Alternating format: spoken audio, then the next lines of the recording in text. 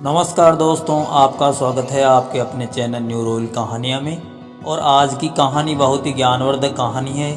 एक ऐसे राजा की कहानी जिसमें भगवान ने राजा को कितनी कठोर परीक्षा ली।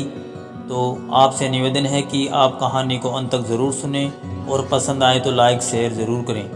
मित्रों, लोहनगढ़ नगरी का राजा चंद एक महान सत्यवादी राजा था, जिसकी रानी का नाम था मलयागिरी। राजा चंद बहुत धर्मात्मा, न्यायप्रिय, परोपकारी, सत्यवादी राजा था। राजा चंद गरीबों को दान, ब्राह्मणों को दक्षिणा और यज्ञ हवन काफ़ी करवाता था। राजा चंद ने 99 यज्ञ पूरे कर लिए।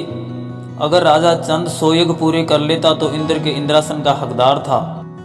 जब राजा इंद्र को राजा चंद के बारे में पता चला कि राजा चंद ने 99 यज्ञ पूरे कर लिए हैं, तो राजा इंद्र को चिंता होने लगी कि कहीं राजा चंद मेरा राज न ले ले। राजा इंद्र ने सभी देवताओं की सभा बुलवाई और सब ये बात बताई कि राजा चंद बहुत सत्यवादी राजा है, जिसने 99 यज्ञ पूरे कर लिए हैं। अगर मैं 100 यज्ञ पूरे कर लेता है तो मैं मेरा राज का अधिकार बन सकता है।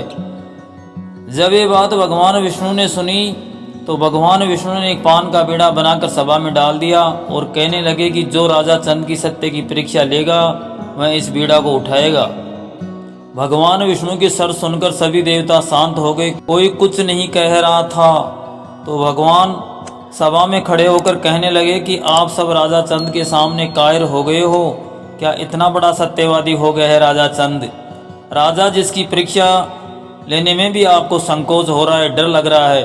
तो भगवान विष्णु गुस्सा करके खुद ही पान का बीड़ा उठा लेते हैं और कहते हैं कि देखता हूँ देखिए राजा चंद कितना बड़ा सत्यवादी है।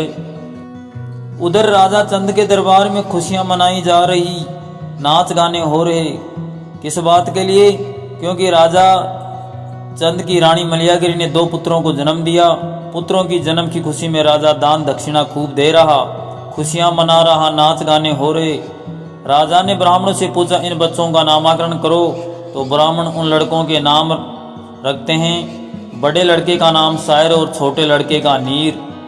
उसी समय भगवान विष्णु एक हिरण का रूप बना करके राजा चंद के सारे बगीचे को नष्ट कर देते हैं और एक साधु का रूप बनाकर वहीं बैठ जाते हैं। तब बाग का माली बाग की साल संभाल करने के लिए जब बाग में आता है तो बाग की हालत देखकर बड़ा दुखी होता है। और जब थोड़ा आगे जाता है तो वहाँ साधु के वेश में भगवान विष्णु तपस्या करते हुए मिलते हैं। बाग का माली साधु को प्रणाम करता है और कहता है, महाराज आप यहाँ क्यों बैठे हैं? आप हमारे राजा के महल में चलिए, वहाँ पर खुशियाँ मनाई जा रही हैं, दान दक्षिणा पुण्य दान खूब हो रहे हैं, तो आपको भी वहीं चलना चाहिए। तो साधु के रूप में भगवान विष्णु माली से कहते हैं कि जाकर कह दो अपने राजा से कि जब तक राजा और रानी नंगे पांव पालकी में बिठाकर मुझे नहीं ले जाएंगे तब तक मैं महल में नहीं जाऊंगा। बाग का माली दौड़कर महल में गया, जाकर राजा से सारी बात बताई। एक साधु आया है और ये बात कह रहा है कि आपको और रानी को नंगे पांव साधु को पालकी में बिठाकर लाना होगा। राजा मन में विचार करता है, ऐसा कौन सा साधु आ गया? अभी मेरी रानी के 2 दिन पहले ही 2 लड़कों का जन्म लिया है, वह मेरे साथ कैसे जा सकती है? लेकिन राजा हिम्मत करके अपनी रानी मलयागिरी के पास जाता है और सारी बात बताता है। तो रानी पतिव्रता नारी थी। राजा का उदास चेहरा देख करके राजा से बोली, महाराज मैं आपके साथ चलने को तैयार हूँ। अगर मेरे बगैर ही बच्चे स्वर्ग भी सिधार गए तो मुझे कोई चिंता नहीं, क्योंकि अपने दरबार से कोई साधु भूखा नहीं जाना चाहिए।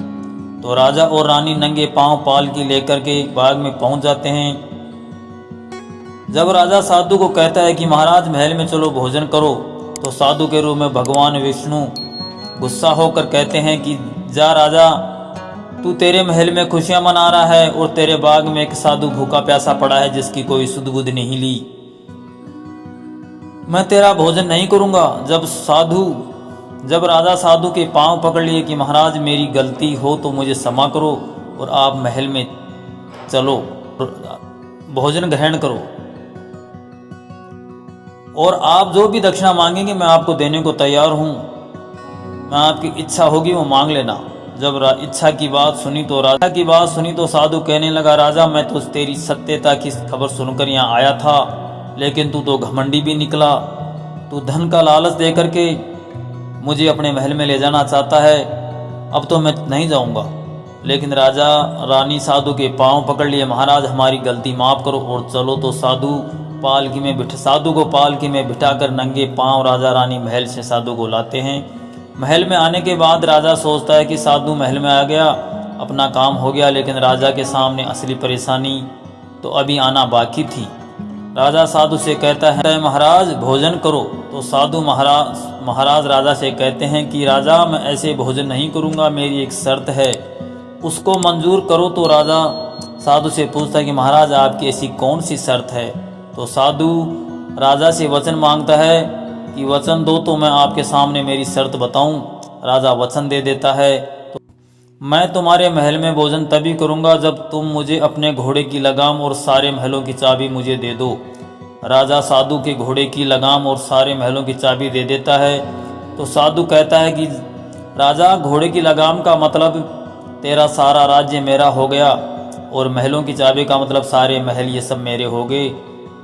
तुम अपनी रानी को साथ में लेकर अपने बच्चों का पालना उठाकर यहाँ से अभी निकल जाओ। और एक बात का ध्यान रखना, जहाँ तक मेरी नगरी है वहाँ तक तो तुम अपनी पानी भी नहीं पी सकते, और देर मत करो, तुरंत नगरी छोड़कर चले जाओ। साधु की बात सुनकर राजा बहुत दुखी हुआ और दुखी मन से अपनी रानी के पास आकर कहता है कि रानी, साधु ने तो हमें बहुत बुरा ठग लिया है, सारा राजपाट में साधु को दान कर दिया है।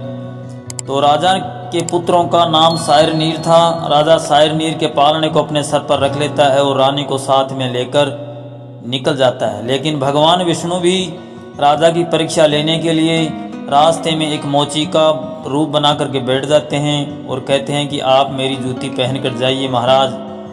मोची कहता है, मोची से राजा कहता है, मैंने नगरी ये दान कर दी है, इस नगरी में ना कुछ खाऊंगा ना पीऊंगा। ये कह करके राजा आगे निकल जाता है। आगे फिर भगवान विष्णु एक हलवाई बन करके राजा के सामने जंगल में बैठे हुए मिल जाते हैं। महाराज आपको भूख प्यास से व्याकुल हो गए हो, कुछ खाकर जाइए। नहीं भाई नहीं, मैंने नगरी दान कर दी है और मैं इस नगरी में ना कुछ खाऊंगा ना कुछ पीऊंगा। ये कह करके राजा फिर आगे निकल जाता है।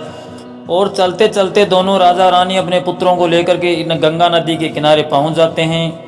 नदी के किनारे राजा रानी से कहता है कि आप यहीं रहिए, पुत्रों के इस पालने को मैं नदी के उस दूसरी तीर पर छोड़ करके आता हूँ और फिर आपको ले जाऊंगा। तो राजा अपने पुत्र के पालने को लेकर नदी के दूसरे तीर पर पहुंच जाता है और पालने को वहीं छोड़कर वापस आ रहा था। तो भगवान विष्णु ने गंगा नदी से कहा, गंगा मातेश्वरी इन तीनों प्राणियों को अलग अलग कर दो। जब राजा गंगा को पार कर रहा था, इसी टाइम पानी का वेग बहुत ज्यादा बढ़ा और राजा चंद नदी में बह गया। काफी देर बीत जाने के बाद जब राजा नहीं आया तो रानी उदास हो गई और गंगा माँ से कहने लगी, हे मातेश्वरी, तुमने मुझसे कौन सी दुश्मनी निकाली है?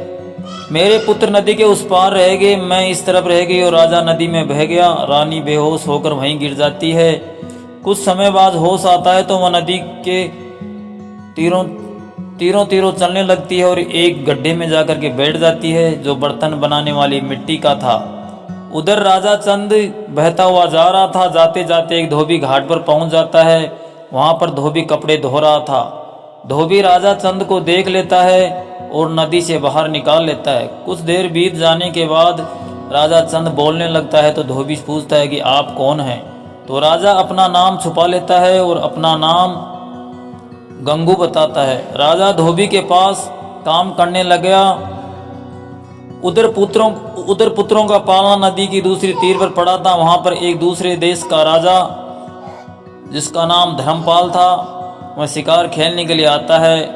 पुत्र के पालने को देखकर वह अपने साथ उन दोनों पुत्रों को ले जाता है। क्योंकि राजा की कोई भी संतान नहीं थी, इसलिए मैं ले जाकर उनका पालन पोषण करता है और अपनी मर्जी से उनका नाम गंगा बख्श और नाम अवतार निकालता है। उधर रानी गड्ढे में सो रही थी। सुबह कुम्हार मिट्टी लेने के लिए आया तो रानी को देख कर डर गया। जब रानी ने जब रानी ने अपनी सारी बात उस कुम्हार को बताई, कुम्हार रानी को अपनी धर्म की बहन बनाकर अपने पास ले जाता है और रानी कुम्हार के पास रहने लग जाती है। उधर राजा चंद उसे धोबी को छोड़कर नगरी के घूमने के लिए जाता है और एक बनिया के पास में जाकर नौकरी करने लग जाता है। बनिया उसे नीच जाति समझ करके मिट्टी के बर्तन में खाना देता है और काम पशु चराने का करवाता है। एक दिन की बात है, राजा चंद पशु चराने के लिए जंगल में गया हुआ था। इस समय भगवान विष्णु ने एक भैंसा का रूप बना करके पशुओं को भगा ले जाता है। राजा पीछे पीछे भाग रहा था उन्हें वापस लाने के लिए। जब लोग देखते हैं तो वह चोर समझ लेते हैं और राजा के साथ मार पिटाई करते हैं और उस नगरी के राजा के पास ले जाते हैं। उसे नगरी का राजा कौन, जो शायर नीर को पालने को लेकर के आया था, जिसके पास शायर नीर बड़े हो रहे थे, वह राजा चंद का साड़ा था, शायर नीर का मामा था। राजा के हाल बेहाल देखकर उसे राजा को पहचान नहीं पाया और उसे कैद में डाल दिया। उधर तो क्या राजा चंद और रानी मलयागिरी और उनके पुत्र आपस में मिल पाएंगे? ये जानने के लिए देखिए कहानी का अगला भाग। अगर कहानी पसंद आई तो लाइक, शेयर और चैनल पर पहली बार आए हो तो चैनल को सब्सक्राइब ज़रूर करें। धन्यवाद।